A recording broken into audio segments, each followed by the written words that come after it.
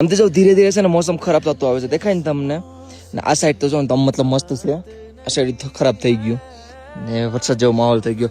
બાકી અત્યારે સમયની વાત કરું ને તો 8:25 થઈ ગઈ છે અને તારીખની વાત કરું તો આજે 23 તારીખ છે. બાકી બધી મારા ગુજરાતી ભાઈઓને જય શ્રી કેદાર, હર હર મહાદેવ અને મારું પ્યારું એવું ગુડ મોર્નિંગ. અને ભાઈ અત્યારે છે ને મોસમ તો મસ્ત છે પણ તમારા સામે જો ખરાબ થઈ છે.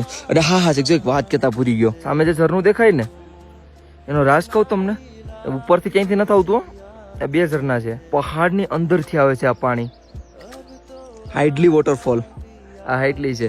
હું તમને જલ્દીથી ઈ સાઈડ ત્યાં જઈએ ને ત્યાંથી તમને દેખાડી. અને બધા કહે છે કે જ્યારે ઈ ફૂટશે ને ત્યારે બહુ બધી હલકો થઈ જાય. મતલબ વિચાર કરો એ ક્યાંથી પાણી આવતું હોય ને એવી રીતે હાઇડલી આવે છે.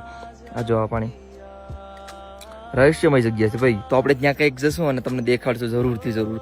બાકી ભાઈ અપડેટમાં વધારે કાંઈ નથી.